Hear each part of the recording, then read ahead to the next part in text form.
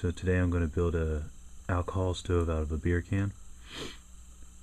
It's not going to look quite like this one, but it's going to function on about the same level. As you can see.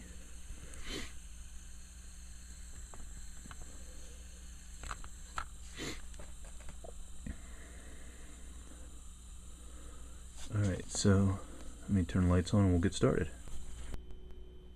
Okay, so for today's little project we're going to need a beer can, some tape, razor blade, hobby knife, Sharpie, tack, wire cutters, painter tape, pocket tool, ruler, clamp, pipe cutter, drill, angle grinder, did I mention the wrench? Can't remember, and a 5-pound weight. Oh yeah, and a shop vac.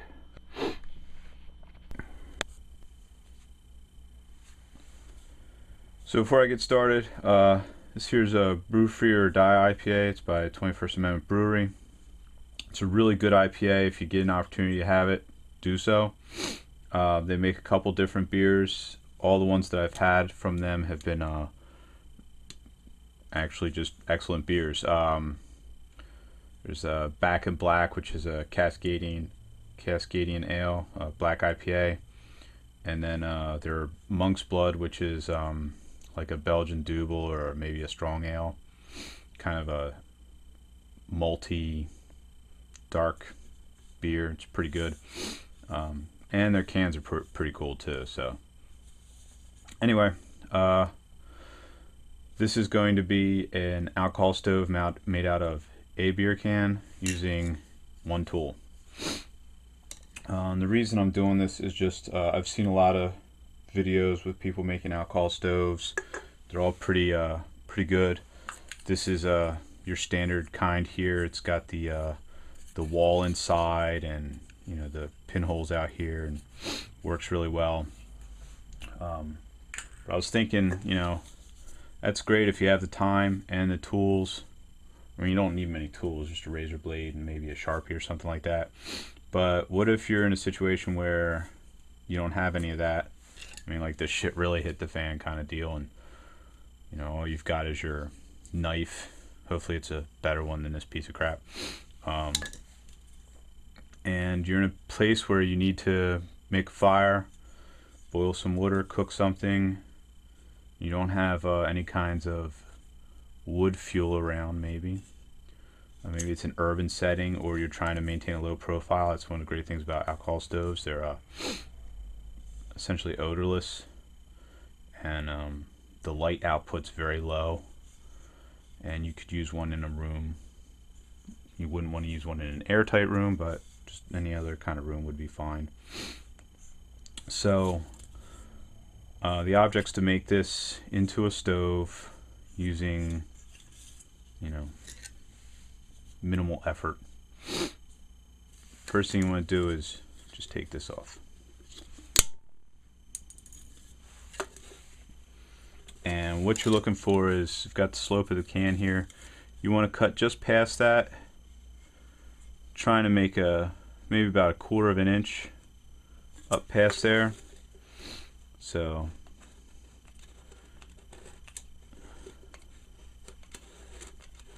I'm just kind of scratching the paint to kind of give me a heads up on where I'm cutting.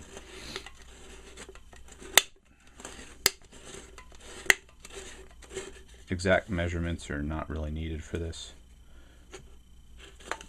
I'm just going to try to keep it fairly even. Nothing too crazy here.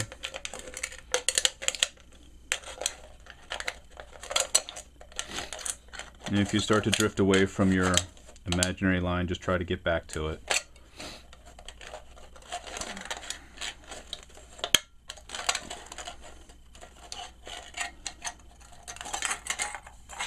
Not too bad.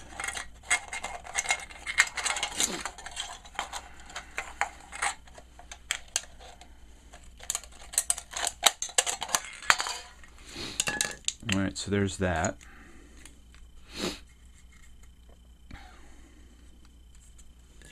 And I walked quite a bit off of that line, so I'm just going to go ahead and try to fix that a little bit. Nothing too crazy here. What we're going for is just having a sidewall here that's high enough to seal against the rest of the can, so just nice and easy.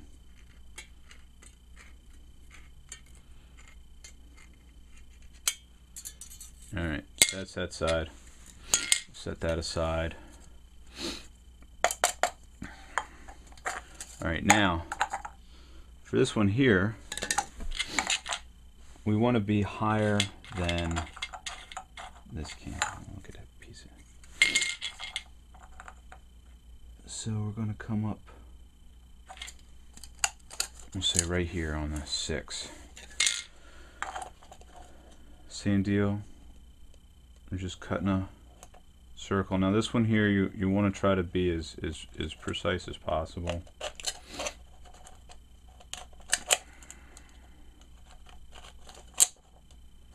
And just take your time.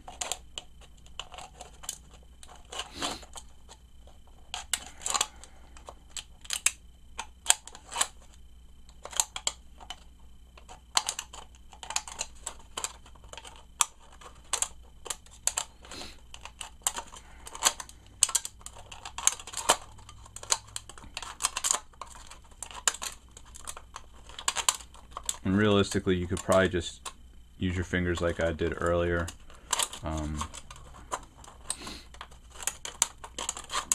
Knife gives you a slightly straighter line.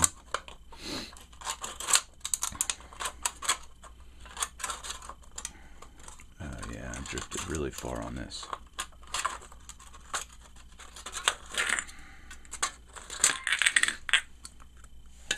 Once again,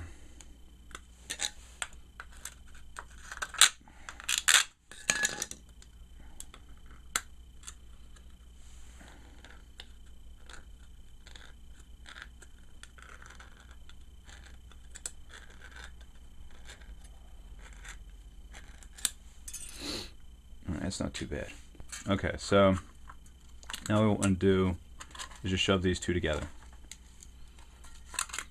And take your time and try really hard not to cut yourself.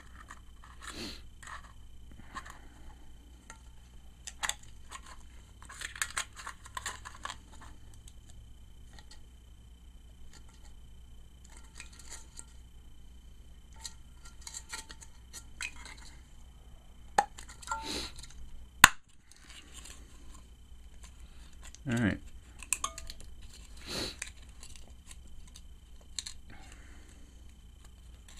And there it is.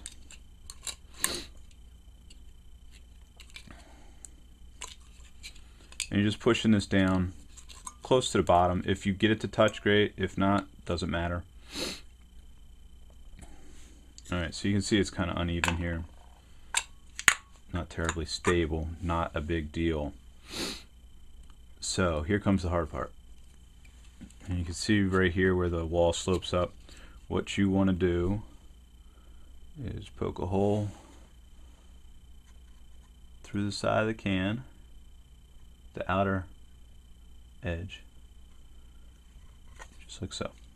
All right, and then across the other side, same deal, just below where the wall of the inner can starts to slope away.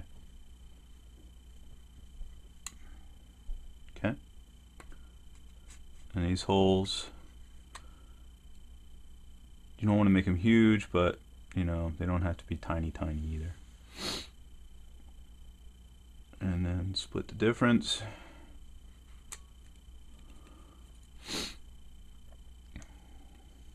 Same thing. All right.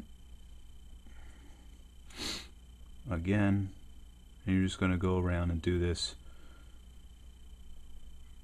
splitting the difference on each of these, trying to keep your holes at about the same height.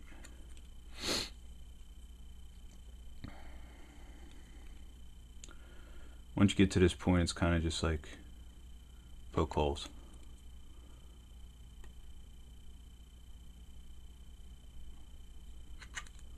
Poke hole, poke hole, poke a hole.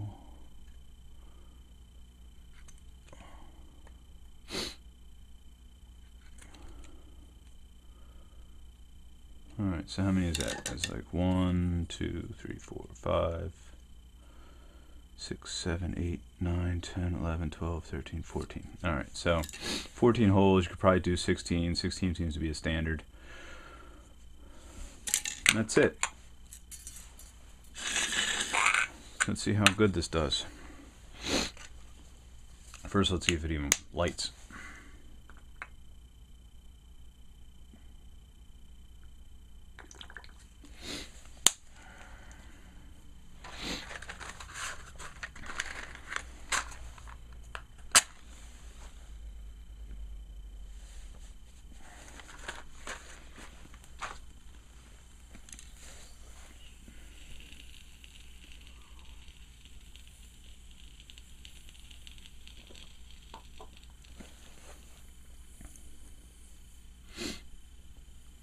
And we're just giving it a minute or two to heat up, and there go your jets popping out.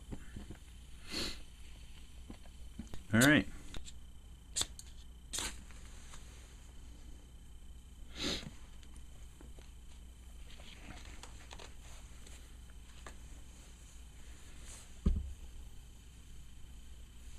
All right, so we got an ounce of alcohol in here.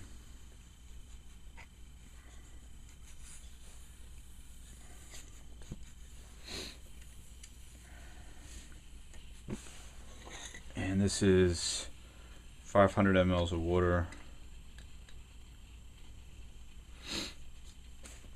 About 2 cups.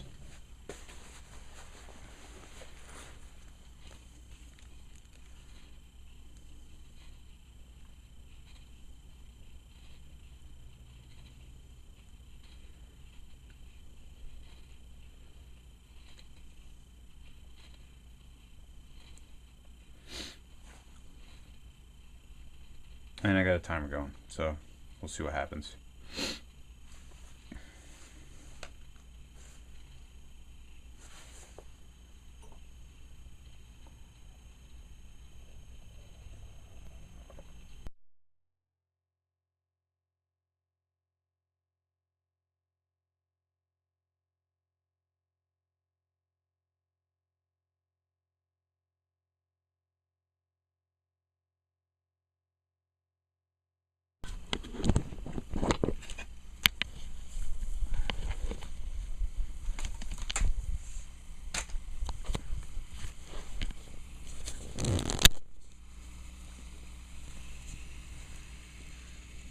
Just putting out a lot of heat, and we're losing a ton of it around the sides here.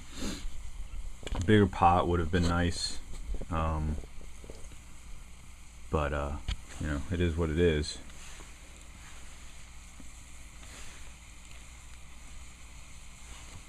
And we're starting to get some bubbles along the edges here. Most of the heat right now is just pumping in through the sides, so where we're going to see boiling first is going to be along this wall here. This, by the way, is putting out quite a bit of heat. I'm in my garage and it was 57 degrees in here when I came in, so it's cold. Alcohol stoves aren't great for cold weather, but this is not like freezing cold, so should be fine.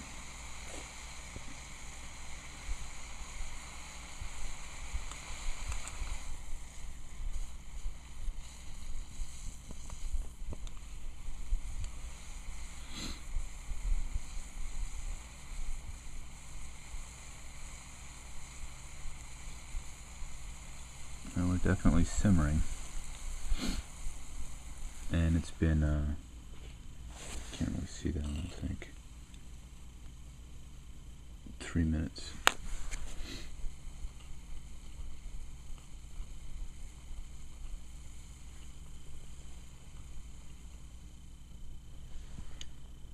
And we're done. Alright, well, hot enough to make tea, but not ramen noodles. Alright, so I filled it back up with another ounce of fuel, and we'll see what happens.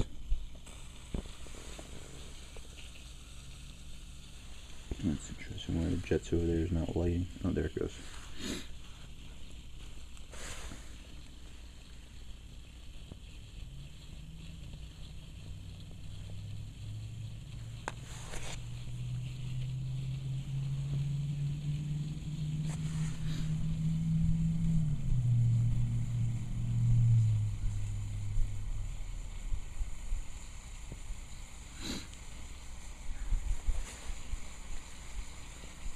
So I'm thinking either a larger pan, so there's a more shallow water level, or a smaller can, so we could focus more of the temperature back onto the base of the water instead of the sidewalls of the pot. But right now we're starting to boil. Once again, it's mainly along the edges there, but you can see the base. They're starting to form bubbles down on the bottom of the pot. And we're in minute 6.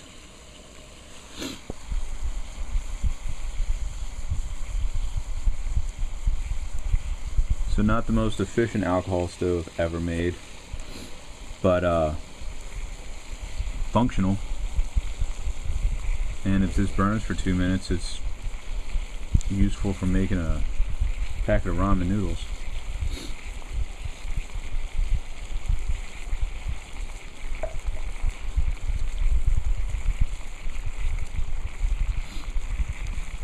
So what's the point? Mainly that, you know, if you have the time now and you're interested in making this kind of stove, obviously get your cans, watch the videos on YouTube, get all your tools, your ruler and your Sharpie and whatever else you're going to use, and make a really nice one that's very efficient, but also realize that, you know, if you have to, you can just slap some crap together and it'll work too.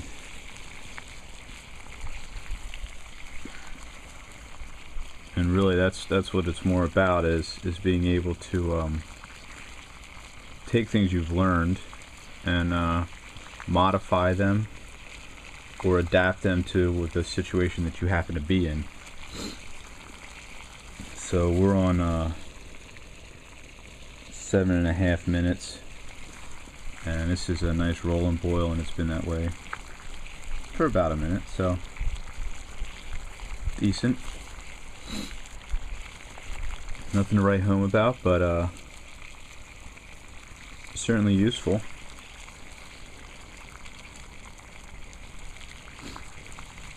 And like I said, this is not as efficient as one that you've well designed, but it is certainly functional.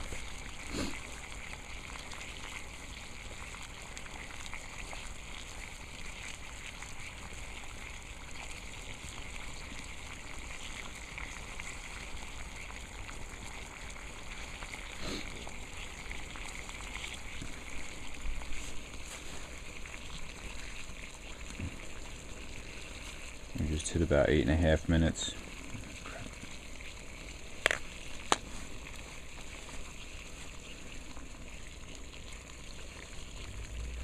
I'm just going to keep letting this go, and we'll see how long it goes for. I'll speed the tape up though for that.